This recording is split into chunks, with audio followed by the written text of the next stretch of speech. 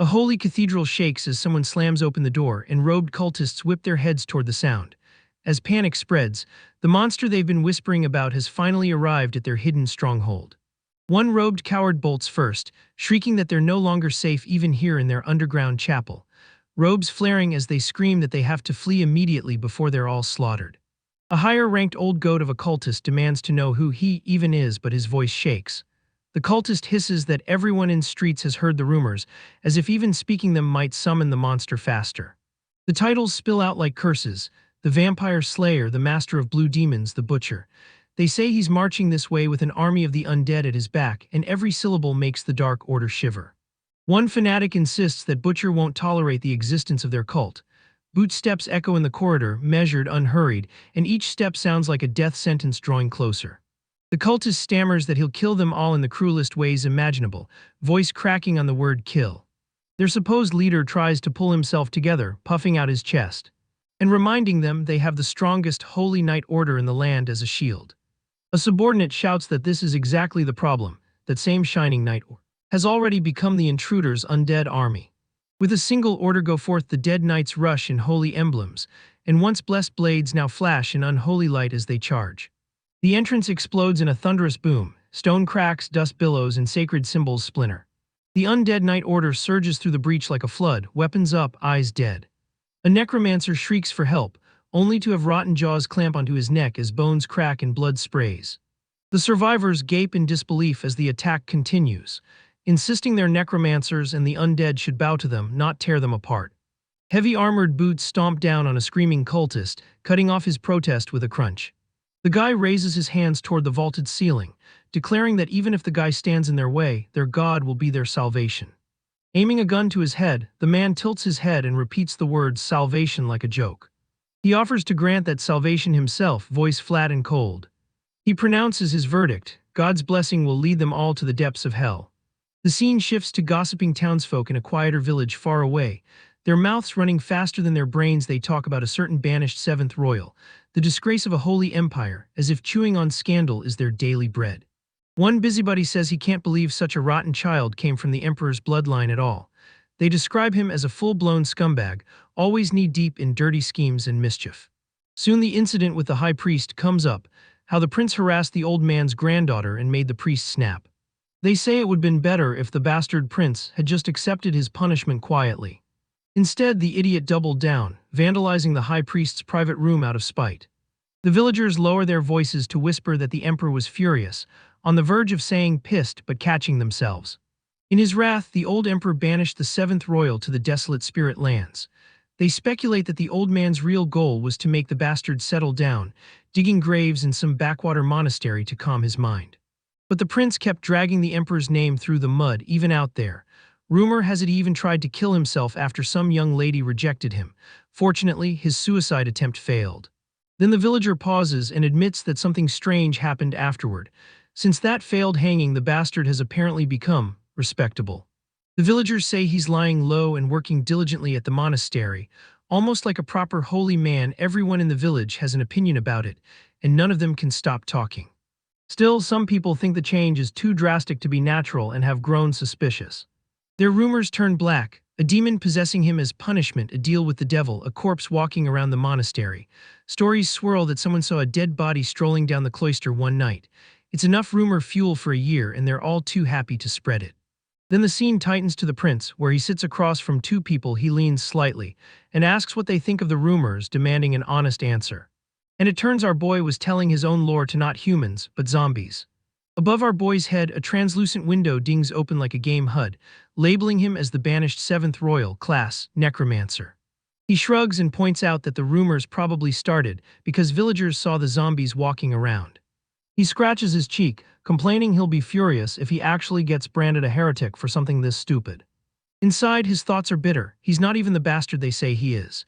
He remembers being an ordinary young man from South Korea, suddenly waking up inside this useless prince's body. His first memory in this world is choking, a noose digging into his neck because the original idiot tried to hang himself. He can see status windows like a video game and has necromancer powers, which he's been using to help with graveyard chores like it's a part-time job. He realizes he's a necromancer in this world and decided to put the class to practical use, so he turns corpses into tireless helpers, making his graveyard duties easier. But now he's thinking maybe he should stop before people start burning him at the stake.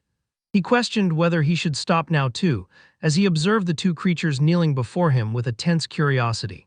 He smugly declared that they had worked so well together, despite taking all the credit while standing beside a gravestone and watching the zombies work around him. The main character smiled while sharing a nostalgic memory, recalling that those were the days, and he gently touched his cheek as he reflected on the past. The zombies were surprised and confused as the MC prepared to make a final farewell, uttering that it was time to say goodbye. His zombies get emotional when he tries to say goodbye, growling like abandoned puppies. Reflecting on his chaotic past, the MC, holding his staff and surrounded by a magical aura, expressed his hope to enjoy a quiet, happy life this time around. He sighs and decides to keep them around a bit longer because they've grown on him like mold but cute. Our bro asks the meatheads if they are happy with this verdict, to which they agree. Once they calm down, he raises them again and sends them back to work, deciding that if he's stuck here, he might as well keep the zombie labor force going. Later, two exhausted villagers drag themselves up to him, panting as they ask if he heard something. He demanded assistance, as he shouted at the other to stop yapping and help him near the cart with the dead figure. The duo says that it's time to go meet the prince, hence our bro. They resolve to ask him to save the cursed village, their determination heightened by the ominous red tones and threatening shadows looming overhead. We then see some red-eye demon looking at those two poor villagers from afar. Seeing the dead bodies, someone asked the two if this was the last of them. They acknowledged that only the two of them remained, noting that everyone else had fled and leaving behind only corpses. The MC turned to the villagers with a worried expression, as they explained to him that they hated to ask but needed assistance to go to the village. They explained that the entire village was destroyed by a mysterious illness, and they beg him to come with them because they only feel safe when he's around. They ramble nervously that they're probably only alive because they saw him so often while dumping bodies at the graveyard, like he's some kind of walking good luck charm. They cling to him, sweating and shaking, insisting they won't be safe without him, and eventually he gives in and agrees to go down to the village with them. The MC looks at them like they're insane, wondering why they think a so-called blasphemous prince is going to keep them safe from anything.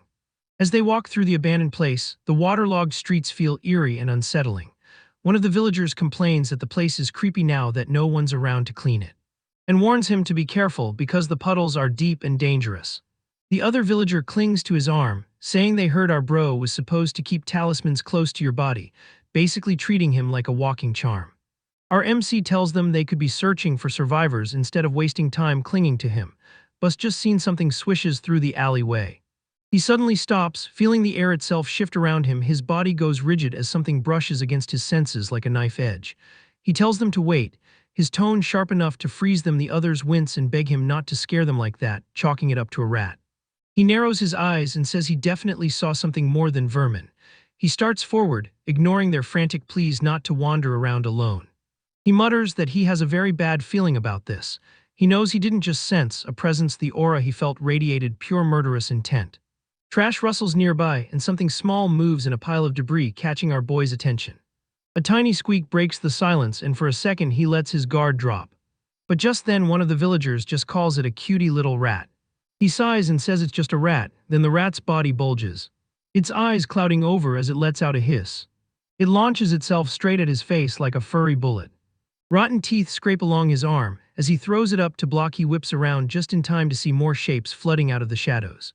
Dozens of zombie mice pour into the street. Gnashing and swarming, he curses that no wonder the village fell apart with these things infesting every corner. Irritation spikes and he snarls at them to get lost. He slams his shovel into the ground and power blasts outward in a dark wave. Our boy ends up taking the lives of one of the rats. Startled and panicked, the protagonist lunged forward in shock, desperately protesting that he had no idea how he had done what he did with the mysterious object. The rats lunge forward towards our guy, eating at him. But just then his only weapon sinks into the nearby pond. He yells at the little rascals again, furious that they almost killed him. A faint flash of light ripples from the water as a skill notification appears. Mire of Death skill activated. The villagers finally arrive. Shouting for their prince, they skid to a halt as they take in the transformed street. The villagers rush over, shocked to see the water glowing, and realize the plague-ridden filth has turned into holy water right in front of them. They're amazed, thinking he purified the mice and saved the village, praising him as the emperor's grandson whose divine power cleansed the curse. The MC, still dripping and confused, thinks he didn't even know he had any skills besides making zombies. And now his necromancer ability is purifying things. He figures it must be because this body is overflowing with divine power. So even his undead skills come out holy, turning him into some kind of holy necromancer. Just then someone calls out for their mom, catching our boy's attention. Later, they find a girl in the village, Charlotte, staggering like she's barely alive, and one of the villagers recognizes her as the girl who lives next door. He shouts her name and dashes toward her, overjoyed that she's still alive. He begs her to come to him and asks where her parents are. He reaches out to hug her, already crying with relief. But just then the woman dashes quickly, slashing the necks of the villagers. The girl's arm whips around like a blade and a heavy object slams into the MC's shovel. He's blasted backward, collapsing with a cry of pain. The prince stares at her in shock and blurts that now there's a zombie girl too. But he quickly notices she's wielding a weapon with clear human technique. He realizes she's only half zombified and still capable of fighting. She leaps high, weapon raised, aiming a brutal strike right at him. He swings up his own weapon to block as steel and wood clash. Her neck's screech tears at the air as she attacks again. Anywhere she touches his divine tainted aura, her skin chars and smokes. He sees blisters bloom wherever her undead flesh brushes against his holy power. He grits his teeth, realizing every counterattack just tortures her more. He decides he can't keep hitting her head on if his power burns her like this. He comes to a harsh conclusion and acts, as he dunks the girl into the purified water, basically baptizing her. She screams in agony as the consecrated liquid sears her half-rotten skin. He tells her to fight through the pain because he can't think of any other way to save her. He clings to her, gripping tight even as she thrashes and claws him. When it's finally over, both of them sag to the ground, panting and soaked. We then see the zombie returning back to normal. Later, news spreads and villagers hurry to the monastery courtyard. They say they came as soon as they heard he purified the zombie mice. They add that they heard he saved a girl named Charlotte too. They beg him to show them the same mercy he showed her.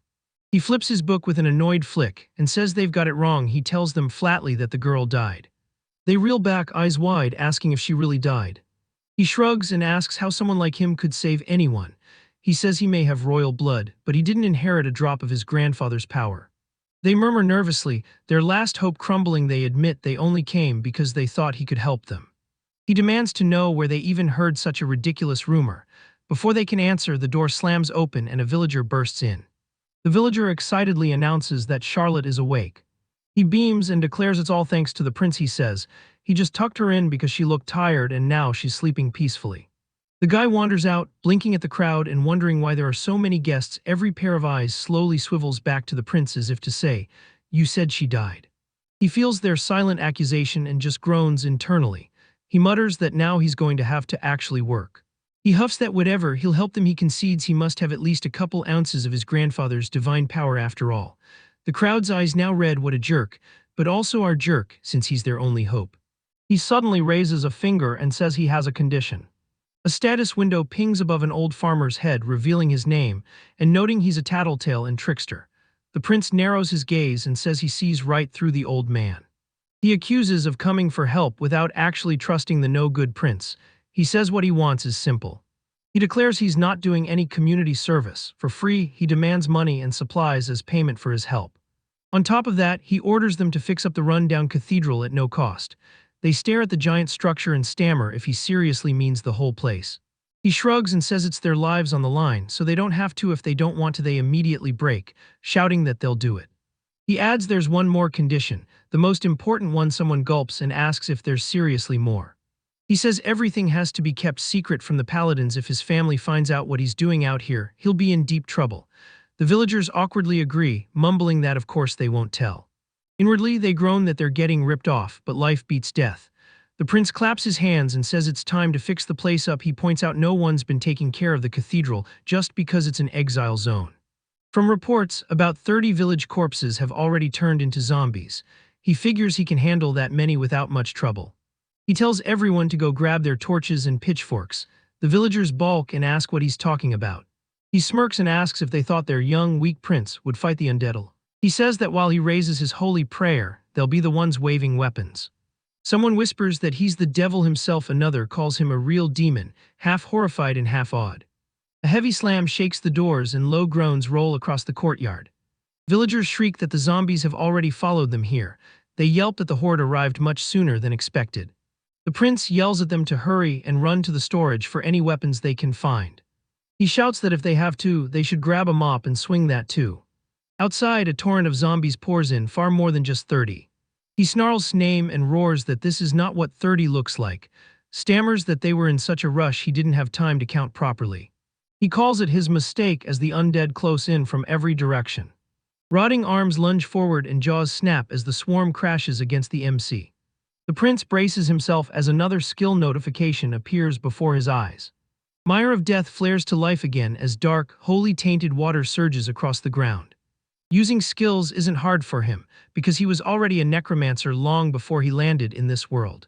Back then he was just a regular guy trying to make a bit of extra cash. He signed up to beta test a VR game, and for fun picked Necromancer as his class. During a session something went horribly wrong. Electricity surging through the hardware. He remembers the sound of buzzing, the stink of his own flesh burning, and then nothing. When he opened his eyes again, he was in this body in this strange world. Luckily, his in-game necromancer skills came along for the ride. He flicks his hand and magic answers, skills hissing and sizzling into being on command. But the divine power soaked into this emperor's grandson body has twisted every one of those skills. He can handle how the skills themselves work, but he still can't control his own divine power at all. Whenever he uses a skill, he ends up burning through his divine reserves without meaning to. He wonders, half desperate, if he'll ever be able to fix this cursed combo. A villager collapses behind him, sobbing that he can't do this anymore. The man wails that he knows his wife is a zombie now. But she's still his wife. She staggers toward him, hand trembling as she tries to caress his face. The guy crying, how could he kill his wife? His jaw hangs slack, a tear dripping down as rotten fingers twitch. Then she lunges with a guttural scream and slams into him. But our Sigma Chat MC doesn't let that shit slide. He delivers a nice sturdy foot to the zombie's face. He cries out darling as she's thrown back, terror and love tangled together. The prince cuts in coldly and tells him she's dead and he needs to get a grip. The husband snaps, asking what a notorious troublemaker like the prince could possibly understand. The prince just points straight at the woman and orders him to look. He spells it out. Her body is rotting and her soul has twisted into a wraith, stuck and tortured in this world. If the man wants his wife to go on suffering like that forever, he can close his eyes and run. But if he doesn't, then he needs to quit whining and kill her himself. But just then zombies attack our boy without warning. We see someone jumping up in the air towards the zombie. A roaring beam of magic slams into the zombified people and smashes them for good. We then see it's the woman he saved, rushing in through the settling haze and frantically asks if the prince is all right. The scene shifts to an older memory. Someone remembers how their mother used to say that autumn and winter were plague season. Buildings would crumble under sickness and sorrow, but she insisted the suffering was necessary for a healthy new year. The girl believed her back then, even as she watched people struggle to breathe in the cold. She slams the door, bursting open. A young Charlotte gasps for her parents, shouting that there are mice swarming outside. She cries that their eyes are glowing red. But just then we see her father, now turned zombie, eating her mother. Her mother coughs blood and forces out her name, telling her to run away. She croaks that her father is already gone. The girl is stunned to see her mom getting ate. Charlotte stares, whispering "Mom," as the nightmare breaks her world. The girl starts shaking while also backing away, can't believe what's happening. Her zombie parents lurch toward her with gnashing jaws and clawing hands. She screams as they close in, the house filling with growls and crunches. She doesn't clearly remember what happened after that point. She only knows the mice were scratching and squeaking outside her door. Inside, her undead parents were trying to rip her apart.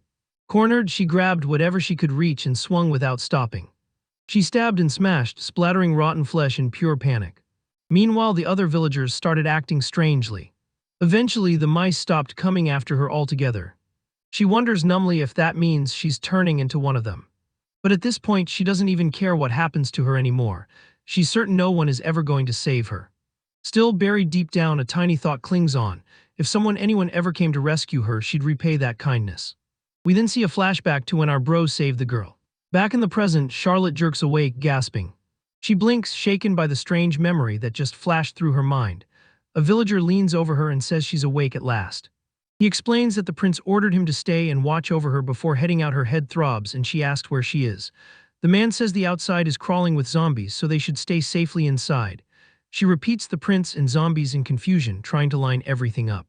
Outside, we hear someone shouting at another to quit their whining and kill her. and wish pops up in the young woman's head. Suddenly we hear a clank. The villager shouts for her to wait, asking what she thinks she's doing. She ignores him and throws the window open, preparing to jump. And here we are, again with the girl jumping in the air ready to unleash chaos. Standing resolute, she exclaims that if our bro saved her, then she'll save him in return. Boom, guys, one harem member added to the party. And look at our pathetic MC, not believing what he just saw.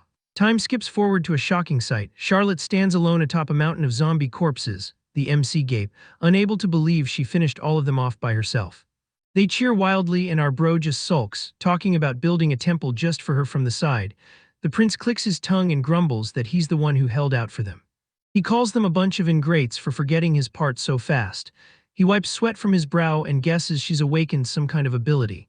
He figures it happened because he purified her right before she turned fully into a zombie. He claps to get everyone's attention and tells them their next job once their current work is done. He orders everyone to find the bodies of their families. He knows they're exhausted but says they need to hurry. He points out the dead have suffered long enough and deserve to rest in peace as soon as possible. Some villagers sniffle and nod, eyes brimming. He says he'll personally help them with the purification ritual. He explains the ritual is simple in theory. They hold funerals for the deceased and pray for their peaceful rest. His role is to grant them eternal slumber so their souls don't wander as wraiths. That, he says, is the only way to stop them from lingering in misery. He reflects that this is the real reason he was banished to this graveyard in the spirit lands. These lands have a naturally high zombie spawn rate, so someone needs to manage corpses quickly. Even with that in mind, he says, this latest incident was way beyond normal. He racks his memory of the story and can't recall any mention of this many villages being attacked at once. Multiple settlements all hit on this scale feels wrong. It's also too early for the wave of death event he remembers. He starts to suspect that everything about this plague is intentional. He asks the villagers if they've noticed anything odd in the last few days. He mentions things like suspicious objects or strangers passing through town. They answer that there's been nothing like that. They add that the plague actually started about a month ago. He frowns and thinks again that something about all this feels orchestrated.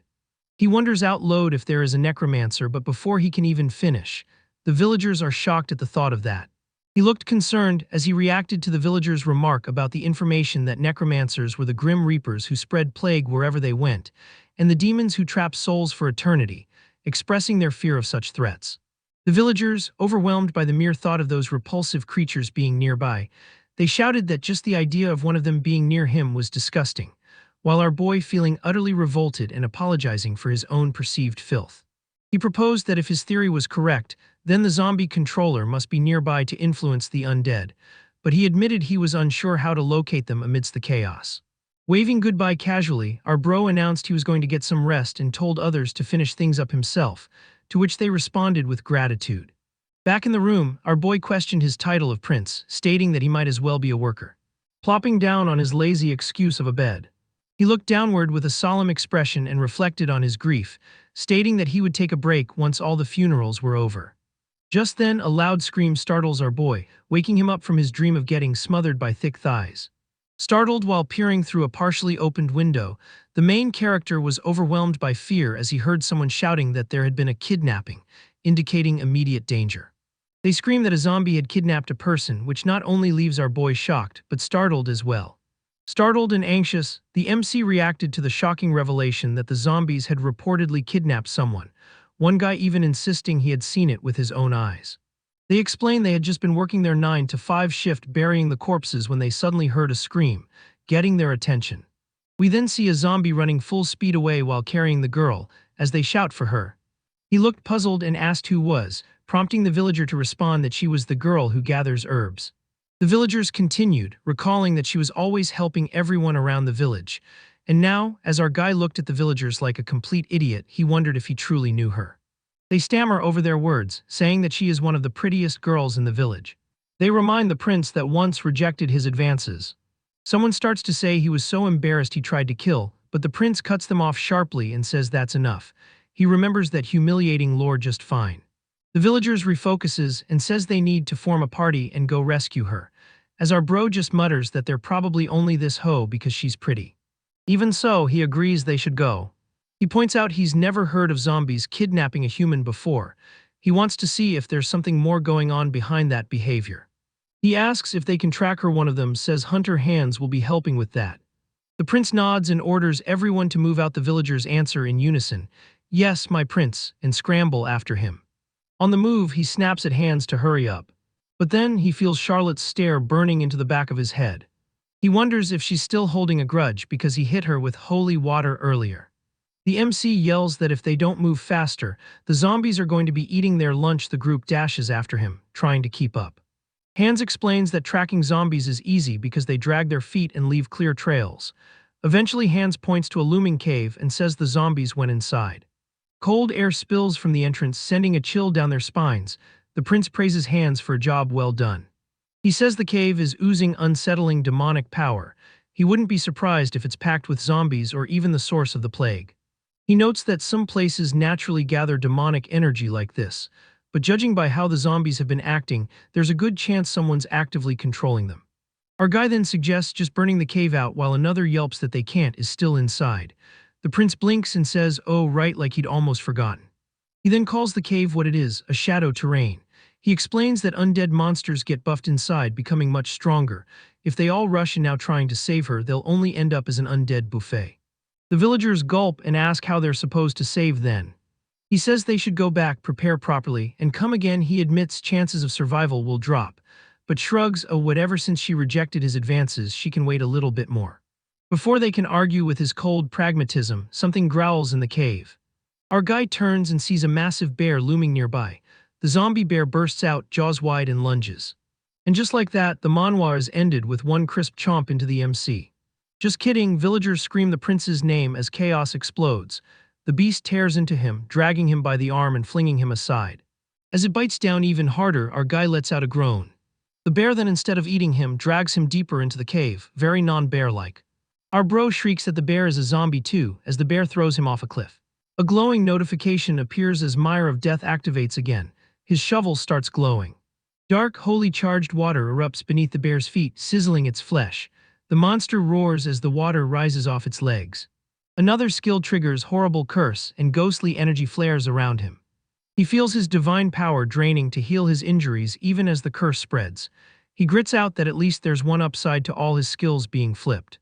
The bear keeps stomping forward through the burning mire, refusing to fall. Another status window identifies it as King of Predators, an apex beast specializing in biting, crushing, and eating innards, now buffed with necromancy. He clicks his tongue, realizing that's why his holy water alone didn't drop it. He decides this is really bad news if a necromancer is controlling the bear. Water drips down from his cheek as he wonders how he's supposed to physically beat a bear. The beast charges again with a thunderous roar he barely dodges, feeling its jaws snap where his head was a second before. The bear delivers another attack, but this time with its giant claw. But just then we see the white-haired girl launching downward, stabbing the bear in its eye. We see our girl in unfazed as she takes this bear on. Man, why couldn't our boy be like this? He needs lessons from Song Jin-hoo. Then he notices Charlotte standing there, eyes hard, weapon in hand. He's stunned she followed him this far. He shakes it off, deciding it doesn't matter right now. He shouts for Charlotte to hold onto the bear. She's confused but throws herself at the monster anyway. But just then she gets smashed into rocks and dragged across the dirt, while avoiding getting her head smashed in. But now she's cornered as the bear opens its mouth, preparing to eat. But she's able to block it by stabbing it inside its mouth. Arms shaking, she struggles but manages to halt the bear's movement. Just then something swift and fast launches straight into the bear's face. And I mean, it's a clean blow, sending the bear crashing into the wall. He tells her she did well and that she bought him enough time to cast. She tries to thank him in return, still not sure what he did. But something's wrong, that's not the hand of a living being, which leaves the girl shocked. The prince smirks, saying this is what a real fight should look like, power crackling around him as more zombies gather. And our bro with that devilish smirk says, "Nothing beats numbers, and I mean just look at all these walking dead creatures. They chomp into buffed flesh, sizzling when they hit traces of holy power but keep biting anyway." But even then, the bear is still able to fight, tearing zombies apart and even sending them flying. He notes the bear must have killed a ton of people to be this strong. He decides that's good news for him, more corpses to turn into zombies. He admits the bear is tougher than any one of his minions. But then the undead titan bear topples with a final, echoing thud. Our boy laments that the outcome was decided from the beginning, which is absolute bullshit because if white-hair girl didn't come, he would be dead. He sways on his feet, vision spinning as the girl rushes to him, calling his name. She offers a shoulder and asks if he's okay. He grunts that he's fine, just burned through too much divine power. He glances at Charlotte and hesitates. He admits he ended up using his power in front of her in the heat of the moment. He says that despite that, he really just wants to live his exile quietly. He shyly asks if she can keep his powers a secret. From Charlotte's point of view, the once legendary scumbag is just a haggard boy begging for peace. She looks at him and calls him, eye wide and mouth open, just drooling over this guy. But the real point of view is just this dude barely holding on, saying he'll be a good boy for white hair mommy if she keeps his secret. Hey man, no shame, I would too. She looks at him and calls him her savior and her prince. She promises to do whatever he asks. He stiffens at the word savior and wonders why she sees him that way. Before he can untangle it, the rescue party barrels into the cave. They shout for Prince and for Charlotte, voices echoing off stone.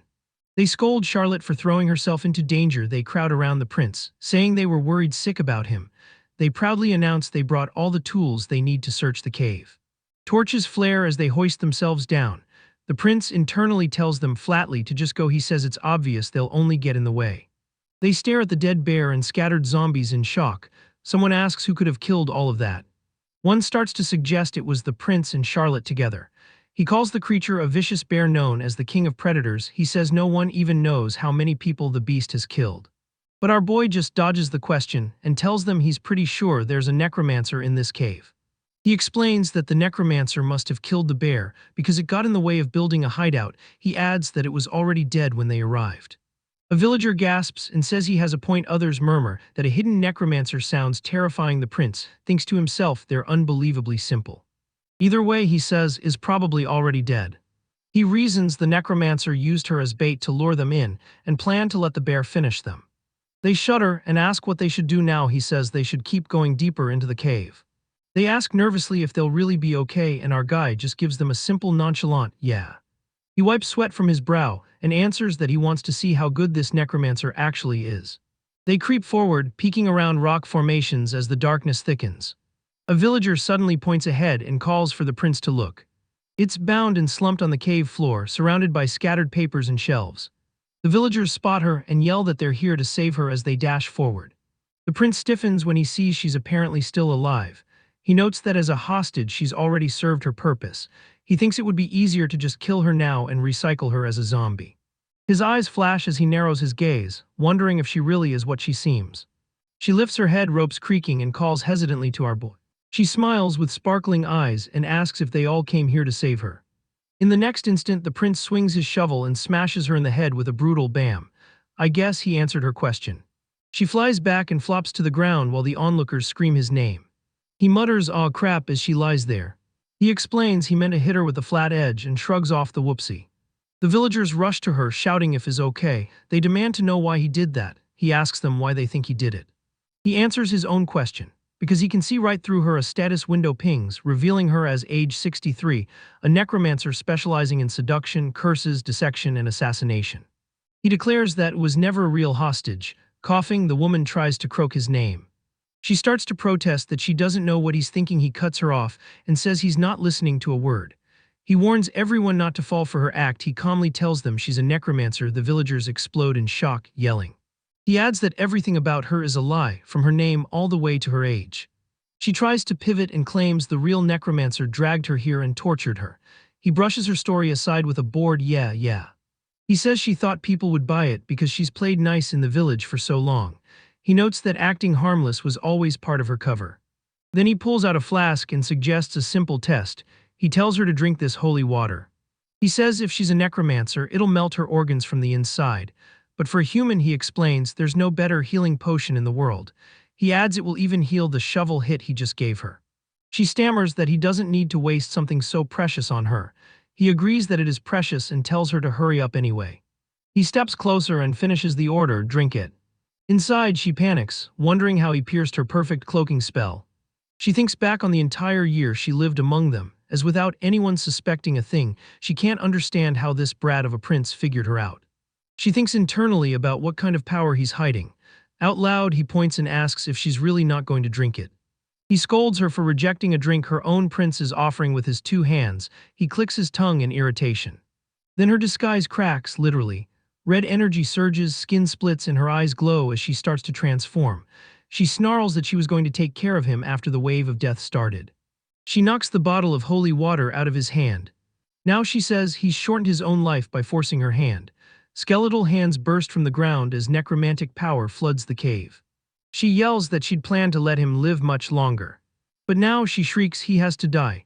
Bones clatter together as skeletons haul themselves up, weapons in hand. The skeletons swarm and lunge toward the prince. He meets them head-on, smashing bone with every clang of his shovel. He roars at them, asking who they think they're growling at. He orders them back in their place before he really gets mad. Then a dark entity whooshes in behind the old hag. Charlotte slams her to the ground, blade biting into her back. The necromancer cries out in shock. The prince strolls up, pats a cowering skeleton on the head, and praises Charlotte for a nice job. She rants, asking how they tamed her skeleton. She points at his shovel, and insists it must be the source of his power. He shrugs, and says they really do make good shovels these days. She screams that there's no way it's just a regular shovel, and calls it a holy artifact. He asks if she really thinks that matters right now.